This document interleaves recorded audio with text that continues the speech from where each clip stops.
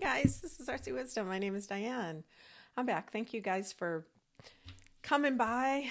Thank you for all my new subscribers. I've got a ton. I'm just past 6,000. I can't believe it. I really can't. That's amazing. And I think a lot of that is about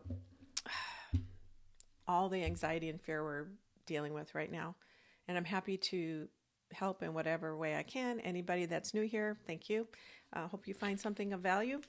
Today I'm going to look into, I'm channeling some of our forefathers. George Washington, Thomas Jefferson, John Adams, and James Madison. I also wanted to see if the three branches are going to hold, or two against the third. Now that Donnie has been inaugurated. I know this is, I didn't even watch it, so I just would have gotten angry. And so, I just saw snippets where it said America is no longer going to be in decline. He's going to save the day and everything's going to be okay. And the lies will just flow like a river out of the White House and on Truth Social. But hopefully something will get magically out of this chaos and cluster F, if you know what I mean, bubbles up something positive. We shall see.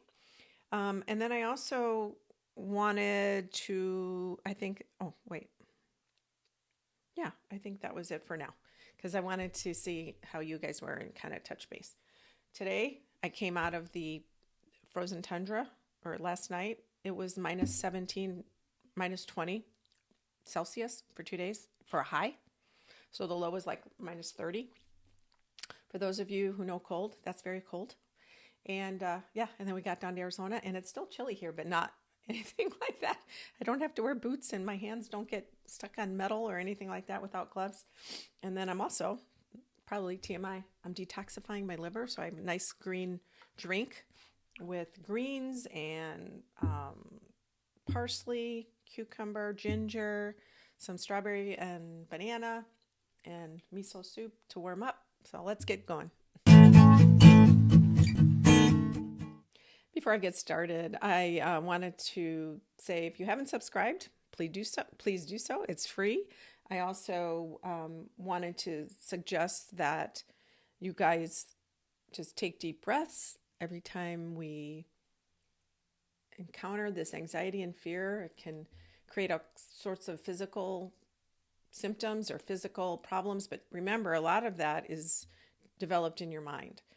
So if you focus your mind on positive things you can control, talking with people you trust, friends, those that you agree with or that you could just enjoy in nature, doing projects, hobbies, cooking, whatever that is. Focus on that, because that'll steer you back to center, so we don't go off the deep end. Anyway, and I don't know if you guys noticed, I wear these OTTERSPIRIT jewelry sometimes. They make lovely, it's all natural gems and crystals, and part of their proceeds go to the Wild Otter Fund in Southern California. You don't have to buy them. I'm just telling you that this is what I wear, and that's kind of a cool company. And there's a discount thing in my description box. But I wanted to put a donation box for the Humane Society, or the animals in Southern California with the fires, and I couldn't because I think I have to have 10,000 subscribers or something. So wherever you want to give, the fires have been horrible, but I'm that way where first thing I think of is the animals. So hopefully you guys can, whatever you want to do or not do, or just send prayers and send positive cooling energy there. I know things are getting more contained. There's still lots to recover. It'll be years, obviously, but big deal there. So I think that was it. All right. I also wanted to say that I know he's going to, as we start into the Donnie's situation, or our situation with him in charge, or him at the helm, I saw him as his cake. I see him as that melting, crumbly cake, and it's actually not getting any better. And if you saw him, he had that rally last night, and it looked well attended. And I know there's a lot of people in town for that, for his inauguration. So it could be something like that where, they were already in town and for the inauguration. So maybe they all went to this rally. I don't know if it would have been as big, but it was dark. I guess the speeches were darker than, everything's going to hell in a handbasket until he comes and helps us. So I looked into the Paris. I know he's has like 100 executive orders, which just knowing that going in, he's going to have a flaming pen going and signing all these things, getting us out of the Paris Climate Accord. So oil companies and people can just rape the land and do whatever they want. It is not good, but I know that over time, things can revert. We'll go back. We'll heal. But for now, that is the situation. The European Union and I think NATO and have already been preparing for his coming into office. Some of them are going to kiss his butt. Some of them are planning, putting up a little wall of resistance and planning for his tariffs and that sort of thing. In fact, we just got back from Canada and all they talked about on the news was the tariffs and what they're going to do if he does actually follow through with these tariffs, because it's going to make everything in Canada go up and everything in the States go up, and especially the oil, because we get, I think, majority of our oil from Canada, believe it or not. So I don't know. I have a sense that it's a lot of bluster, because he always asks for the moon and then he settles for 10%, and because people think, oh, I got a deal, and then he's like, I would have settled for 5%. He does that. It's just, but I do see him going back to how he looked at the rally, going back to how he's looking. There's something happening, and maybe it's just him being elderly. I did see something event during right by the inauguration, so I guess it was just the changing of going indoors. I didn't know if it was a health event, but I guess it was just him going indoors. But I see him as being very tired in the next few months, very drained. And I feel like his staff and administration is going to have to protect him more and more. I mean, that's not psychic. That's just, observation-wise. I wanted to see how our forefathers see this moment in time, if they had any advice. And I do channel people on occasion, sometimes organic beings or trees and things too, energy of anything that's living. I take it or leave it. I find that I can do that and see what they're seeing and see what they're feeling, even if they passed on the other side. I did that for Jimmy Carter and Chris Christopherson recently. I found it very fascinating. So I started off with George Washington. And sometimes I hear words and I'm going to tell you what he said. Sometimes I get a feeling, so I'll share all of those different things. And I get images too and different things. He says he's an oaf, meaning Donnie, a greedy moron, no character. And that's very important. He finds the character the most egregious, the most irresponsible. I'm sorry, I thought I saw a bird out there. And he has no foresight. So Washington sees him. That is the biggest problem with Donnie, is that he doesn't have the right character to be in that position. And character is everything to George Washington. He says he has no morals. He's very unwise. And so because of that, he is very unpredictable. And I think Washington was a Stoic. Well, they all studied the Greek philosophers, I believe. But he was very about character. So I said, well, what can we do? He said, Congress must contain him. He didn't talk about the courts as much because I think he thinks Congress is more of the counterweight to the executive branch. He says if Congress does not, don't freak out. He said it's a doomed future. But he also said we may have to fight again for representation. They all said similar things in regards to updating, modernizing, reconfiguring the Constitution, or how we are represented in the government, in our government, in this democracy, to match up to modern times. And the same thing from all of them was, we are stuck, even though we want to, we say we commit, or they pledge an oath to the Constitution. It has to be updated. It is not updated enough to the modern times, to what we are right now. And there needs to be more amendments or laws or limitations within it to support our times right now. That was one of the things.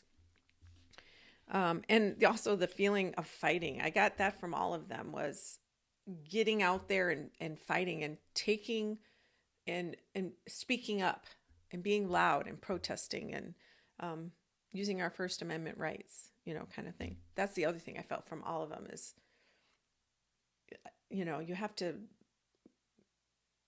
not be quiet. You have to live a democracy. You have to be it. It's of the people, right? James Madison, he said they're not using capitalism like there should, thinking of the tech oligarchs or the billionaires in the administration or the advisors, or that are just infesting our governmental decision-making process. It's out of balance. He said small people.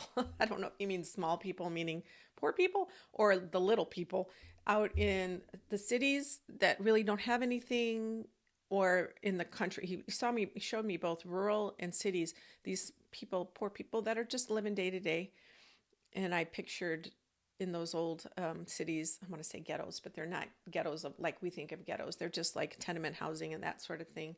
I know that's later than him, but that's the picture I got in his mind, is those people really don't have any power, and people out in the rural country don't really have a say because they're out there. And that's the feeling I get. He's like, they do not have a say and they're being left behind. And it could be including the middle class as well. And those people could be middle class, obviously. He says, rich get their way and money takes over, as in he said the Russian Empire. I don't know why that's coming up, but I don't even know if that had a monarchy, that, right? Back then in the late 1700s. Somebody will tell me about the Russian empires back then. People need more power of the purse strings. Duh, of course. So there's out of balance. He's saying all the money is leaning towards these rich people. I was also put in mind of the industrialists, the railroad barons, all that of the late 1800s, who ran everything, who took money and power and just steered the government to then as well. So it's different, but it's similar. I didn't ask him what he would do, but Thomas Jefferson. Well, let me start with John Adams. John Adams, I was in his energy and I saw he has kind of sausagey fingers and fat hands. I don't know if that's true or not, but I feel like his hands are a little bit fat. And I see him in a very simple desk and a very simple piece of paper. And he was trying to absorb the complexity of the present time that we live in. And he doesn't understand it. He didn't get it.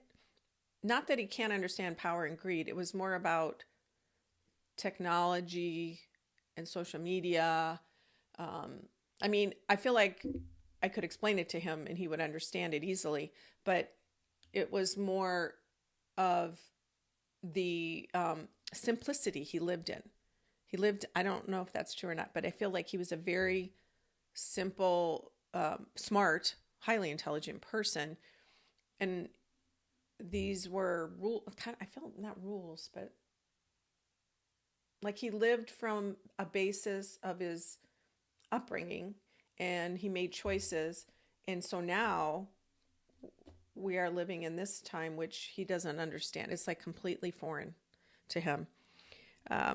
He doesn't understand the complexity. Also, he said, every nation, has its season and time. meaning every country's government goes up and gets really big or doesn't survive, or it changes and it morphs into a new version. And I got that from him too. It's like things change. Maybe that's because he was talking about the complexities, versus what he understood as everyday. He said great changes must be made to adjust the Constitution for modern times. Again, so that's what I was getting from all of them pretty much. Thomas Jefferson, he almost laughed. I know that sounds weird, but he was almost like entertained isn't the right word. Maybe entertained. And he semi-smiles. He said, "This is how we made the U.S. Wild and vigorous times to carve out new government. Violence wins at times, arguing and fighting."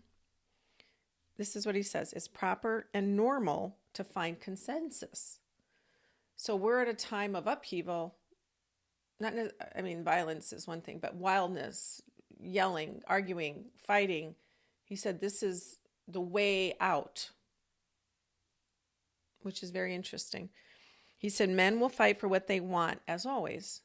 So the feeling I got was, regardless of what's happening, people are going to fight, especially in the States. We're always self-steered or self-driven, individualistic to a probably fault. But our needs as individuals and self-sustaining need to be met. And they haven't been for many people. So something's out of balance. So we have a liar in chief who is coming into power, and he's bringing all these other rich people that he says are going to fix everything. So this will be obvious soon. Those people who thought this rich guy or this guy who says he can do everything will disillusion that. They will be disillusioned by his actions. It's just a matter of time. I promise you. They may be today very hopeful and say, "Oh yeah, Tony's going to save us. He's going to save us. He's going to bring jobs. He's going to," just like he brought coal back and built the wall and he did all that. They are going to be disillusioned that prices don't go down, that gas prices go up, that they don't get jobs that he said they were going to get. Immigration, maybe they'll feel good that people will get hurt in that process, because there's a lot of people that hate. There's uneducated, ignorant people, not stupid, but ignorant people that don't do their homework, and they listen to whatever he says. And then when they don't see it happening, they're like, "Well, what, huh? Not all of them are like that. They just believe him. They're naive too. A lot of them are. Anyway, that's just a matter of time, people. And so I also did, besides that, I went into the courts to see if there was going to be any big shifts, because I was concerned about the three branches. Were they going to hold? Was Congress going to adjust to Trump's wants and whims? And there is only a razor-thin margin. I think it's only 5 representatives in Congress. And they will most likely need Democrats on a lot of their votes. Sometimes not, but big things they will. So what I saw was, in the next 2 years is just chaos and messy, and, like I've said before, it's a big food fight in a way. And there'll be a lot of blaming, and the tech bros will get their way through Trump. He will fight for them, believe it or not. And because it's always about money with him. Always. The bottom line is always money. It has nothing to do with character, morals, or the best foresight for the country. Nope. Money. Money, money, money. But the sad thing is he'll be dead before he can use it all. So I don't know what he's thinking. Anyway, so Thomas on the courts, I think he will go. And I do feel like I don't know if he has diabetes or high blood pressure, some ailment. He's got a chronic thing. It's a chronic thing. And And it's funny though, I think he was waiting to come in to win a Republican president, or to leave, to retire. Trump's in office, but I think they're going to enjoy that. I almost have this feeling he's not going to leave right away or retire right away. Okay. Okay. I hear, is he retired? And they said yes. So he may be retiring now so Trump can put in a conservative judge. And it'll be somebody like Alito, not necessarily like Thomas, but somebody like Brett Kavanaugh or Alito or Scalia, the old one. But I also asked about big constitutional changes because I know for the next 2 years it's going to be a shit show, right? That's what's going to happen. So, but will the big foundational constructs of our democracy get beaten down? And I saw this before where things do get tried to be chipped away. But when I saw Jimmy Carter's view, they're like pulling pipes on the outside of the building, but the building itself is not touched. It's a brick building. So, they're bending all these pipes and they're all next to each other and they're trying to get them, but they don't affect much, So it is noise and it is loud and it is scary because you feel like it's just a matter of time before they knock all the walls down. But the sense I have is that the Constitution isn't going anywhere. And these next 2 years are more short-term chaos, violence through protest, but also immigration, personal, social issues, LGBTQ, violence, all that stuff, and a lot of police actions and stuff like that, and giving power more to business than they are to the little people. So that's going to continue on short term. But the big picture, Constitution, the larger infrastructure, I don't see is going anywhere. So that is what I saw, and I felt good. Congress will, in razor-thin margin. I also saw the Democratic Party as, well, I've known this already. They are not as organized as the Republican Party. And I read this or heard this. If every Democrat voted, because there's more Democrats than Republicans in this country, we would win every year, every time. But the Republicans have gerrymandered the vote. There's voter suppression. They've redistricted a lot of places, and they have a long-term strategy. They've been doing this for 40 years, or 35. No, 40, since the mid-'80s. So their long-term strategy is to squeeze all the Republican votes, suppress all the Democratic votes, which is most everybody, and they will win. They've somehow figured it out. Democrats are, the picture I got was they have a small organization and it seems to be growing. It's a small thing to start. I don't sense this train moving down the track, like it's going to plow through everything and make things happen. It's not that it can't happen, but right now, right this minute, I don't see it or I don't feel it. I feel like it's messy and it's less organized, and I'm sure it's because the progressives and the center Democrat, everybody's got a different, which is a shame. It's like we're eating our young. It's not right. We need to stick together and band together. Also, the independents are there. The independents are a huge chunk of our population. They need to be brought in to the fold somehow, some way. What I did see is Congress needs to adjust to the times.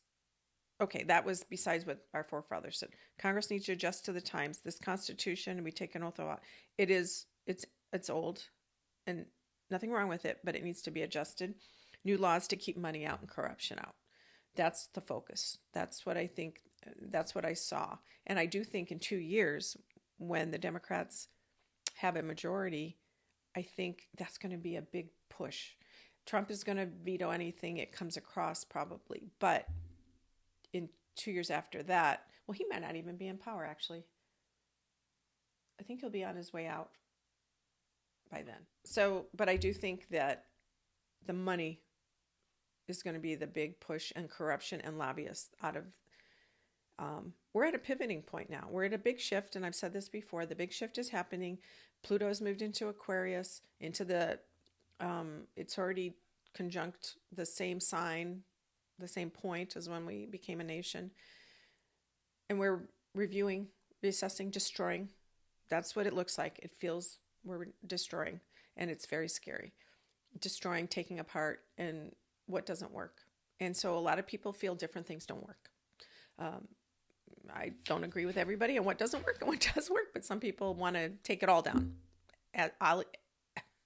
What is it? A la Steve Bannon. He wants to destroy it all and rip it down and start over, and because he thinks he knows the right way. Just FYI, him, and I feel like he's going to get more and more sequestered to the corner of the room. These tech people, because they have the money, are going to be really in Trump's ear. And I asked if we can pull this off, and I wanted to show you this, get the money out, work towards this new version of democracy, because that's all it is. It's going to be a new version. I got this card, and these are the Sentinel or the Citadel cards. This is called the Walker, the Journey, unknown journey, right? That's kind of what we are. But do you notice the dove and the sun and the clouds, or these are swallows maybe? It's a beautiful scene. So it's like taking that first step, not knowing where you're going to go, but you have to go. So I want to say, everybody, just stay positive, speak your mind, protest, do what you have to do, as long as you don't do everything within the law, and keep doing that and speak your mind. Now, if you are turning into a ball and crying in the corner, okay, maybe just take some time for yourself. Take some breaths. Look at the big picture. Ask your angels and guides to come and support you. Talk to your friends, family, journal. Listen to peaceful music. Sit outside and listen to the birds and the trees. They're always going to be there. And that's always a constant. Nature's always a constant. It may look different, obviously, but sun comes up, goes down. We're always here. Okay? All right, you guys. I love seeing you. I love being back. Till next time.